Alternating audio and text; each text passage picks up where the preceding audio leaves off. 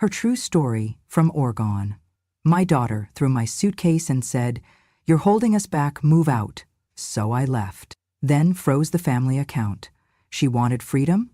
I gave her a taste of it. She threw my suitcase like it was a sack of trash. It hit the front porch steps with a dull thud, bounced once, and came to rest by the dying azaleas I used to water every morning. I stared at it.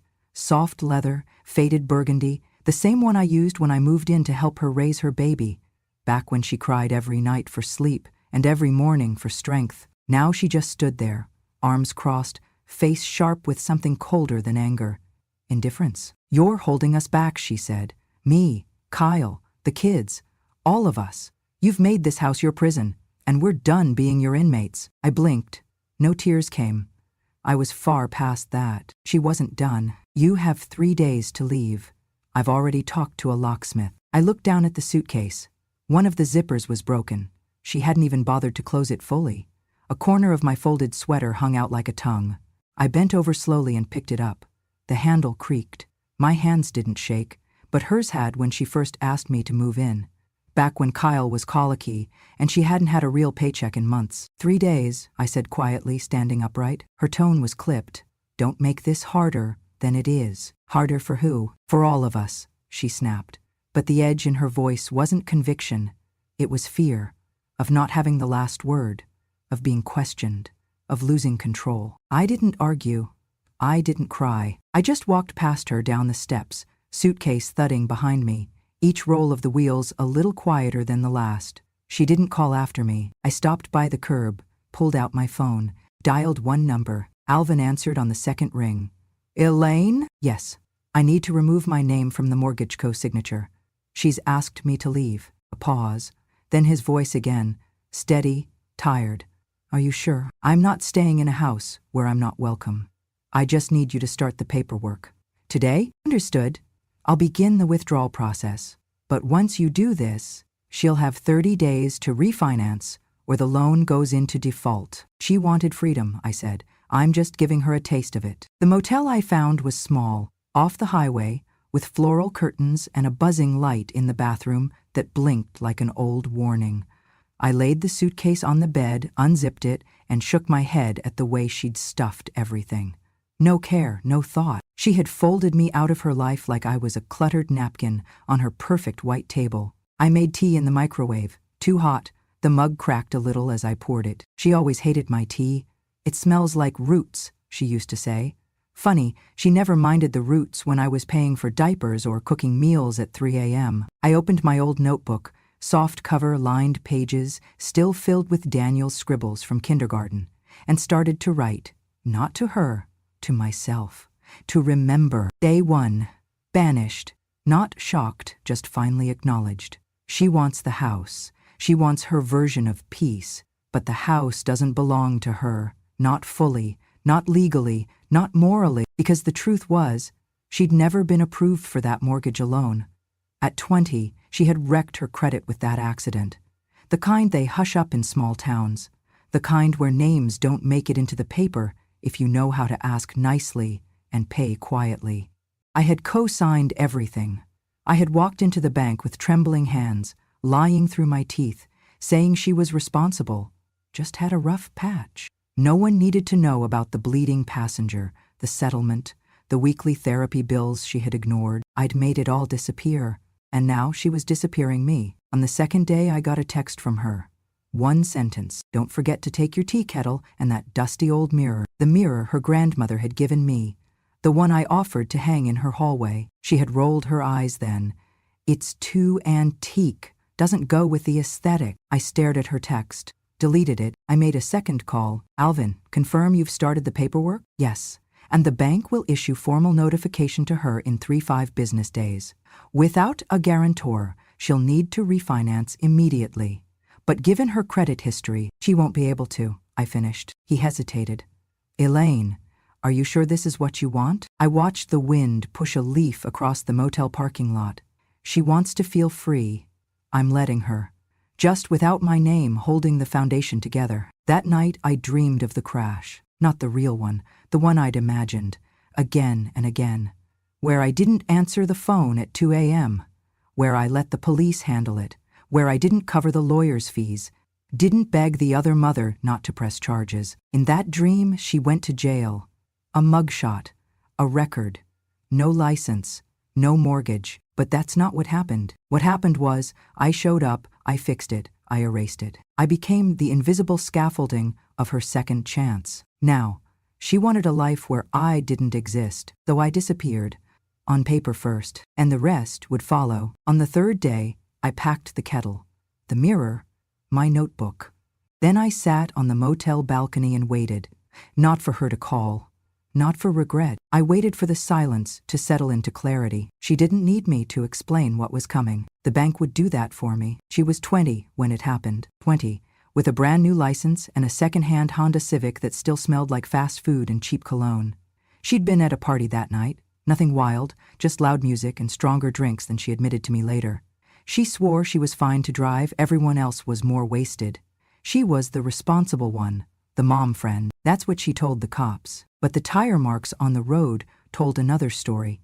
So did the cracked windshield and the fact that the other car, a family van, had a 5-year-old inside. The child survived. A miracle, the doctor said. But the injuries were serious. Months of recovery, medical bills, and the mother, the woman driving, was relentless. She wanted justice. She wanted blood. I remember the police officer at my door. I remember her hands trembling when they brought her home in cuffs. I remember the hospital waiting room, the smell of antiseptic and despair. And the moment I realized my daughter's life was about to be split in two, before the crash and after. She cried like a child in my lap. I didn't mean to, Mama. I didn't mean to. And I believed her. She had made a mistake, a terrible one. But I couldn't let that be the end of her. So I did what mothers do. I went to the woman. I brought homemade soup. I brought photos of my daughter as a little girl. I brought money. Every penny I could scrape from the house, insurance, savings, even my retirement. I told her my daughter would never drive again, that she'd never drink again, that she would spend her life making this right. The woman agreed not to press charges. Civil, not criminal, a private settlement, the kind that doesn't make it to courtrooms or newspapers. I saved my daughter from prison, and I never told anyone. She changed after that. At first, she was grateful. I remember her hugging me so tightly it hurt. She brought me flowers. She washed my feet once, while crying, whispering, "I don't deserve you." But slowly, month by month, something hardened inside her. The guilt turned sour. The humility curdled into resentment. I think it embarrassed her, how much I'd seen, how I'd held her when she shook with shame, how I'd seen her at her worst. She started rolling her eyes more, calling my advice old-fashioned, laughing when I used a flip phone, correcting the way I spoke in front of her friends. Once, during dinner with her boyfriend Kyle, she said, "My mom has this thing where she clings to trauma like it's a badge. I swear she's addicted to being needed." I didn't say a word. I just cleared the plates. The older she got, the more she rewrote the story. She told her friends the accident wasn't her fault. The brakes had failed, the weather had been bad. She left out the vodka, the blood, the crying child. She told Kyle she'd paid her dues, that she'd gotten therapy, moved on, that she didn't talk to the toxic people who held her back. I lived in the guest room, cooked the meals, took Kyle Jr. to daycare every day. I paid part of the mortgage, still co-signed under my name. And still, she would introduce me to her co-workers as someone who helps with the kids, not as her mother, not as the reason she still had a future. She stopped calling me Mama, switched to Elaine, said it felt more equal. "You're not just a parent," she once said. "You're also a person. You should live your own life. Stop projecting onto mine." That one stung, not because it was harsh, but because it was rehearsed. Like someone else had said it first, and she'd liked the sound of it. When she threw me out, I didn't protest, because I had done all my fighting years ago, behind closed doors, with bills and courtrooms and whispered deals. And now she wanted a clean slate. I just wondered what she'd do when it was actually clean. Stripped of every name but hers, every safety net, every hand that once caught her before the fall. I left the house without looking back, but in my notebook that night, I wrote, "There is a kind of memory that isn't stored in the mind, but in consequences, and someday she'll meet them. I just hope she's standing when they shake her hand." It was a Thursday, when I saw the photo. I wasn't looking for it. I was just scrolling through my phone, checking the community board for old church friends, when her name popped up, tagged in a post by someone I hadn't seen in years. Janine, her college roommate. She used to sleep on my couch during breaks and eat my banana bread like it was heaven's own recipe. Now she was smiling wide, arm in arm with my daughter, holding a champagne flute in one hand and throwing up a peace sign with the other. The caption read, "To fresh starts and finally cutting the cord. Proud of you, Em. No more dead weight." I stared at it for a long time. The photo had over 200 likes. I clicked through. There were more pictures. Streamers in gold and white, a cake that said, "New Chapter," and a banner across the back wall that read, in glittery script, "Out with the old." Someone had commented, "Wait, is this the mom you used to talk about, the living guilt trip lady?" And underneath, another reply, "She finally kicked the parasite out. Took long enough." There was one that stopped me cold. A close-up of a wine glass, next to a handmade sign with a quote written in fancy calligraphy, "Don't inherit trauma. Burn it." E. My daughter. Her initials. She had made a quote of herself. I sat with the phone in my lap and the air in my lungs going thick and still. It wasn't the cruelty that stung. It was the ease. How easily they laughed. How easily they twisted love into burden, memory into manipulation, me into a cautionary tale. I thought of Kyle Jr., asleep upstairs, in the room I used to rock him in. Did they tell him Grandma left? Did they say I chose to? Or did they not mention me at all? I put the phone down and poured myself a glass of water. Hands steady, breath quiet. Then I picked the phone up again and called my lawyer. "Michael," I said calmly, "I need to move forward with full withdrawal of my name from the mortgage on 1346 Weller Street. Effective immediately." He hesitated. "Elaine? I thought we agreed you'd give her 30 days to prepare." "She's already celebrated. I think she's ready." Silence. "Then, I'll begin drafting the paperwork. She'll receive notice within the week." "Thank you," I said. Then I hung up and sat very still, watching the light fade from the small motel window, like someone dimming a stage. The show was over. Now came the cost. The next day, someone texted me a screenshot. It was from another guest at the party, one I barely remembered.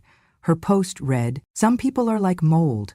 They thrive in the dark corners of your life until you shine a light on them, and then they scatter." And the comment beneath it, "You mean her mom, right? Heard she was living off them for years." I didn't reply. I didn't defend myself. What would I say? That I paid the down payment on that house? That I co-signed because my daughter's credit was in the gutter from an accident no one was allowed to mention? That I cleaned their kitchen, paid for the electricity bill 3 times last winter, and walked Kyle Jr. to school every morning because she couldn't function without yoga first? They wouldn't believe it. Or worse, maybe they would and just wouldn't care. Because freedom stories always need a villain. And I was convenient. I walked to the mailbox outside the motel and dropped in a letter addressed to the mortgage lender, then another to the homeowners association, removing my name from emergency contact and shared liability. One last to my daughter. No threats, no guilt.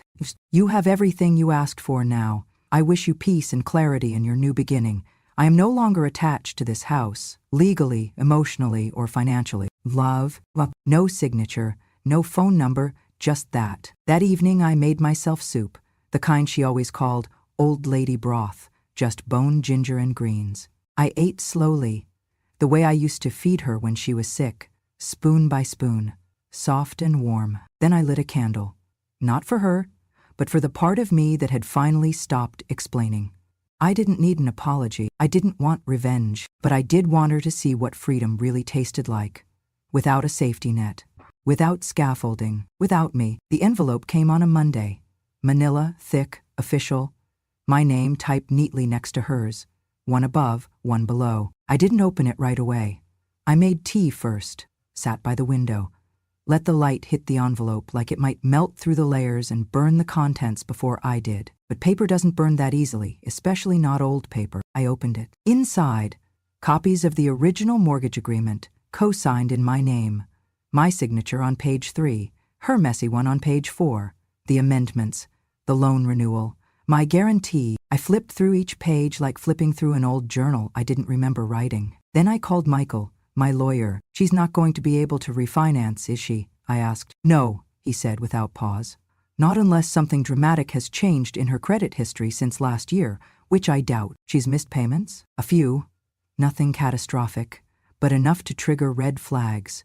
And she defaulted on a small business loan 3 years ago. Remember the cafe she tried to open? He remembered. Mostly the unpaid bills and the employees who called crying when their checks bounced. I covered the final rent, I said softly. I know. I sat with that a moment.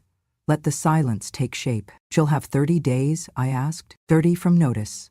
After that, if the loan isn't refinanced, the bank can begin foreclosure proceedings. And she has no idea. I imagine not, he said carefully. Until that letter shows up. I looked at the open window, the way the wind touched the curtain, just enough to make it move. She had a party, Michael.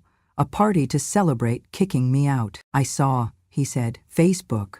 Brutal. She's happy, I said. She thinks she's free. Michael didn't speak for a moment. Then in that careful voice lawyers use when they've known you too long, he asked, Elaine, are you absolutely sure you want to go through with this? I didn't answer right away. I walked to the dresser, opened the bottom drawer and pulled out a photo. Her, at 16, with braces and chipped nail polish, holding a school award. Me behind her, hands on her shoulders.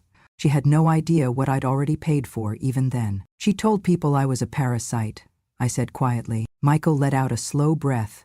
I'm sorry. I don't want to destroy her, Michael, I said. I just want her to understand what I was holding up. There was a long pause. I'll finalize the paperwork, he said gently. Good, I said, then added, as I hung up. She wanted the storm to stop. She forgot I was the one holding the umbrella. It was a plain white envelope, no different than any other, but the seal bore the bank's insignia, and that alone made it heavier than anything I'd carried in years. I wasn't the one to receive it, she was. I only got the message hours later, in the form of a missed call and 5 frantic voicemails. I didn't answer any of them, not right away. I waited until the 6th call, when her voice wasn't shouting anymore, just cracked and desperate. Mom, please. They said it's in default, that you pulled your name from the mortgage, and now the bank is moving to seize it. I didn't think, just call me back, okay? Please? I listened to it 3 times. Then I picked up the phone and dialed back. She answered on the first ring. What did you do? She spat, raw panic leaking from every syllable. I didn't raise my voice. I didn't apologize. I did what you asked, I said calmly. I removed myself from your life. This isn't funny, Mom. I'm not laughing. You're punishing me? Just because I asked you to move out? No, I said. I'm not punishing you. I'm simply letting the truth breathe. And the truth is, you never could afford that house on your own. There was a pause, the kind of pause that swells before someone either sobs or explodes. You're unbelievable, she hissed. You always said this was about family, that you were helping, and now you're taking it all back. I'm not taking, I replied. I'm stepping aside. There's a difference. You're ruining me. No, I said quietly. You did that part. I just stopped shielding you from it. Silence. Then, bitterly, you're just doing this to get even, to make a point. I already made my point, I said.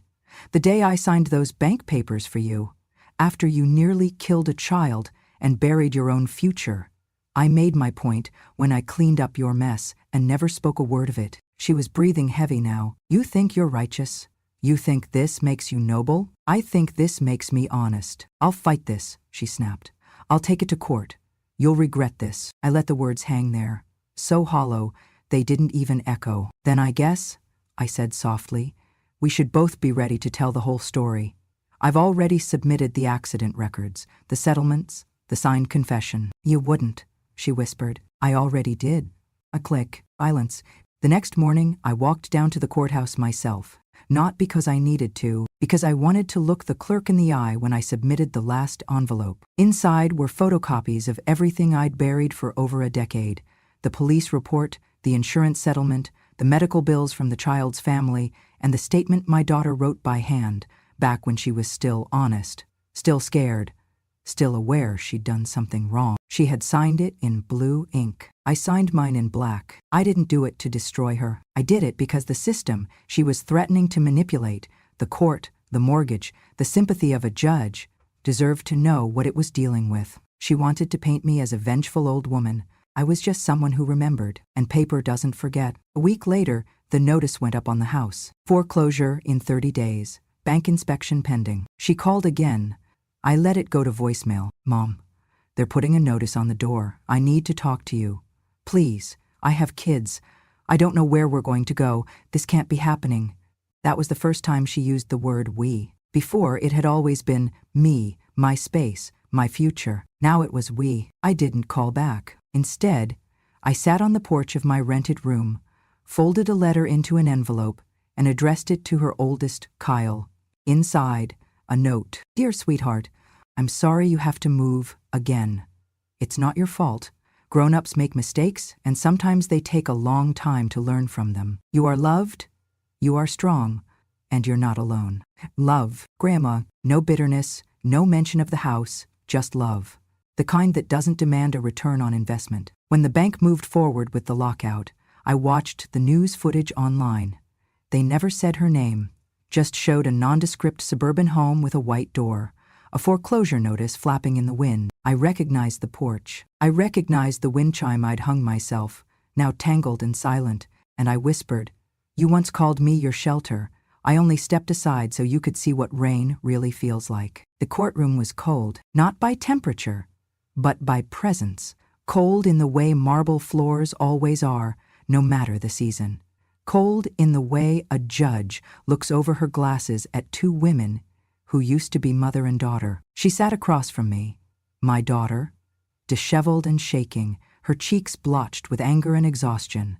The lawyer she'd scraped together at the last minute flipped papers without meeting her eye, and in the middle of it all sat Kyle Jr., 7 years old, shoes too small, hands folded, not crying, just watching, always watching. Given the current foreclosure, the judge began, and the lack of a stable residence, the court must determine a temporary guardian for the child. Her lawyer jumped in. "Your Honor, my client is actively seeking alternative housing. This is a temporary setback." I didn't speak. "Not yet," the judge continued.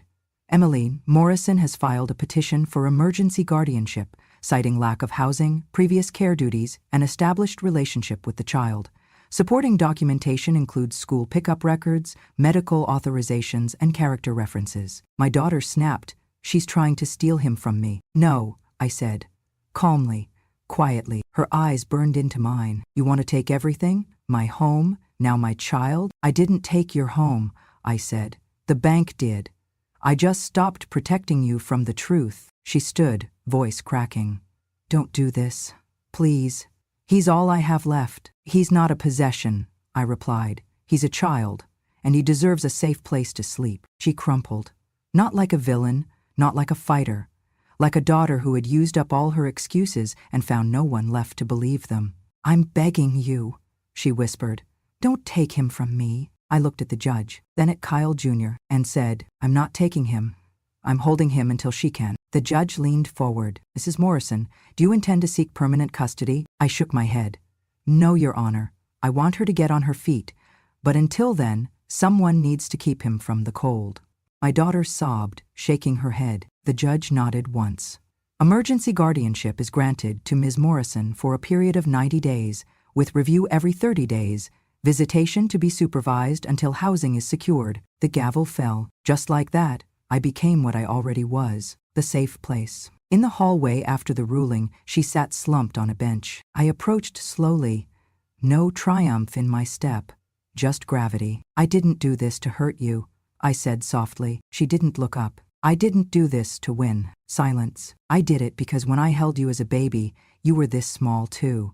And someone had to fight for you when you couldn't." Still no reply. I crouched down, leveled my voice. "I'm not your enemy, but I won't let your child become your excuse." Her shoulders shook. Whether it was with grief or shame, I couldn't tell. I stood and walked away. Behind me I heard her whisper, "Will he hate me?" I turned back. "No," I said, "but he will remember who held his hand when the storm came." It began with a blog post, not from a reporter, not from a tabloid, from a woman I barely remembered. Her name was Laurel, I think, who had been the aunt of the little boy injured in the crash all those years ago. She posted it on her personal blog.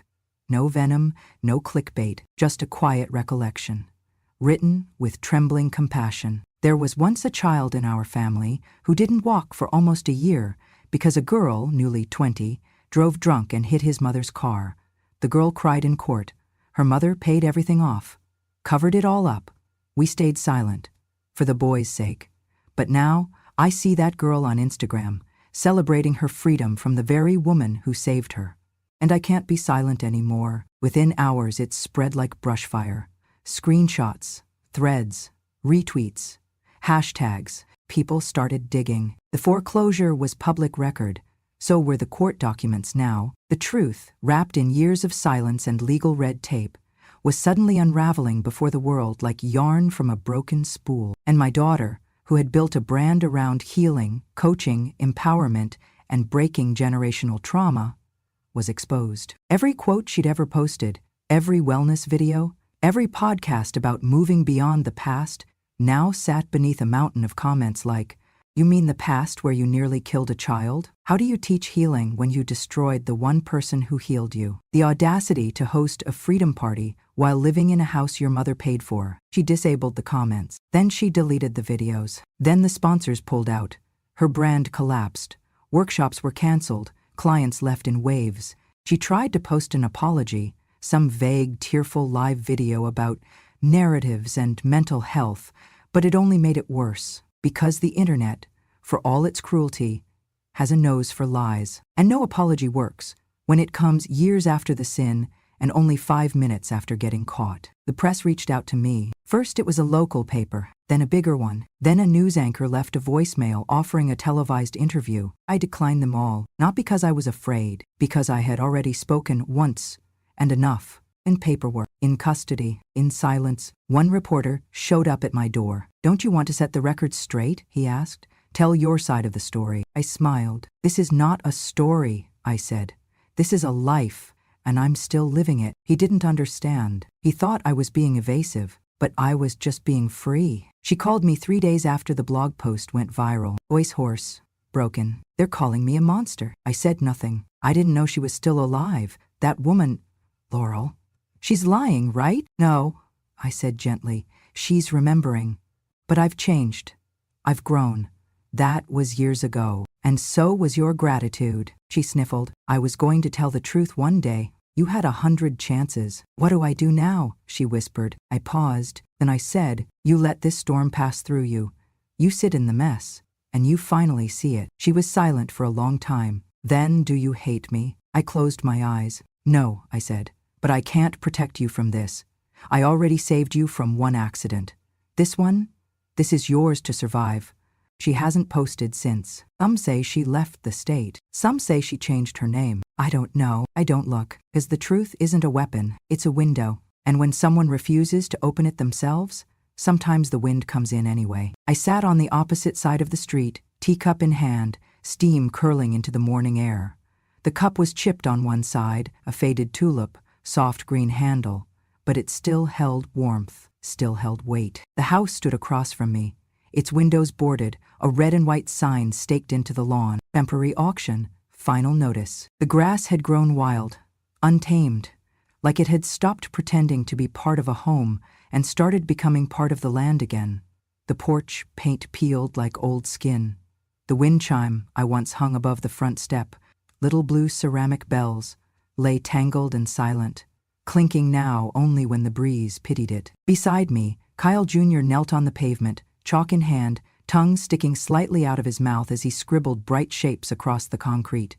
Stars, suns, a crooked little house with smoke curling from a heart-shaped chimney. He didn't know today was the auction. He didn't need to. To him, it was just another sunny morning, another cup of tea with Grandma, another sidewalk becoming a canvas, another stretch of ordinary, soft, and safe. I sipped slowly, letting the warmth settle deep in my chest, letting it touch the places where cold used to live.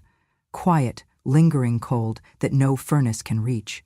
The kind left behind when someone you love rewrites you in their story as the villain. But villains don't carry broken cups. Villains don't make tea before dawn for 7-year-olds who still talk in their sleep. No one clapped that morning. No reporters showed. No neighbors peeked out their windows in awe. No one pulled over to ask for my version of events, or handed me a medal, or even said you were right. There was no parade for the woman who stayed silent while the world misunderstood her. And that was fine, because today wasn't about revenge. It wasn't about victory. It was about return, about placing truth back where it belonged, not in headlines, not in hashtags, but in the quiet space where a child draws with chalk and a woman lets go of pain, in the stillness between the past and the future, where dignity lives. A man in a navy suit arrived at the house, clipboard under arm. He unlocked the door, clipped paperwork to the mailbox, and placed a fresh sign on the lawn. Auction in progress, cash buyers only. He never noticed me. That was fine too. I wasn't here to be seen. I looked down at my grandson's latest masterpiece.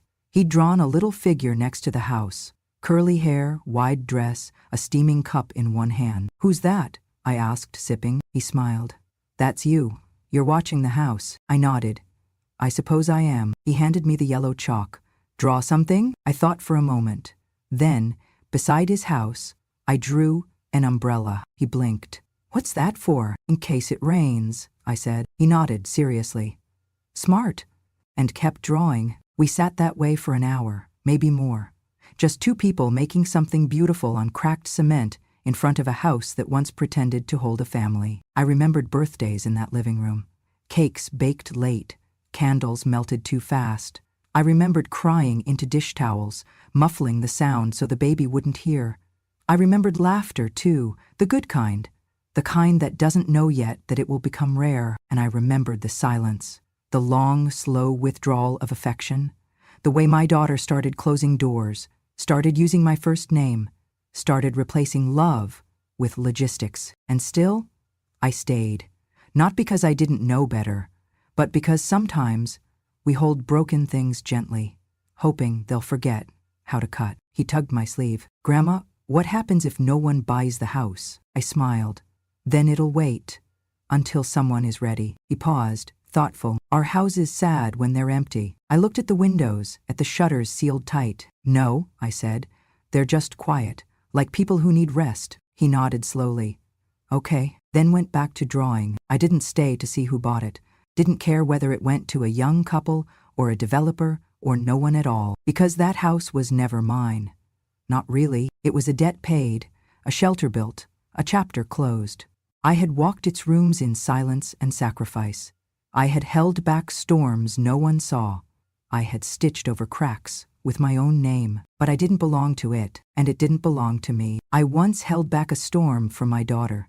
Today, I simply let it rain. Not because I wanted her to drown, but because sometimes the only way to learn to swim is to be left standing in the water alone. I set the teacup beside the chalk drawings, stood slowly, brushed off my skirt. "Come on, sweetheart," I said. "Time to go." He looked up. "Can we come back?" "Maybe," I said, "but this story's done now." And he nodded, because somehow, at 7, he already understood what endings felt like. We walked away, hand in hand, past the auction sign, past the curb, past the old wind chime that finally sang again, just once, as the wind picked up. If you've ever been pushed out of your own life, if someone once looked you in the eye and said, "You're holding us back," like your years of love were something shameful, if you've been labeled a burden in the very home you helped build, if your silence was mistaken for weakness, your patience for irrelevance, and your age for expiration, then let me tell you something that no one else will. Truth doesn't shout. It survives. It weathers every storm of denial, every insult dressed as modern thinking, every dismissal spoken through clenched jaws and closed doors. Truth lives quietly, inside the woman who remembers the names of everyone she's ever forgiven. Inside the grandmother who once rocked a child to sleep, while someone else took the credit for keeping the lights on. Inside the quiet one in the room who watched, listened, and never forgot. This is Grandma True Stories, a place for the voices the world tried to outgrow, not to cry for pity, not to scream for vengeance, but to speak, finally, with clarity. Here, we tell the truth others were too loud to hear, the truths about betrayal, carried for decades without witness, the truths about sacrifice, what was given, what was taken, and what was never returned, the truths about dignity, silence, and survival, the truths we never wrote down because we were too busy cleaning the table everyone else ate from. If you're here, it means you're ready. Ready to listen to the stories that don't make the news. Stories whispered in the kitchen after the kids go to bed. Stories remembered on porches, in rocking chairs, with hands that tremble but voices that do not. Some of these stories will make you cry, some will make you angry, and some, if you've ever been forgotten, dismissed, or underestimated, will feel like coming home. So if you believe that silence holds power, that wisdom doesn't need volume to be heard. If you know in your bones that some truths take years to bloom, then subscribe to Grandma True Stories, because some stories are born in storms, but end in light. And some women don't get the last word, they get the final truth.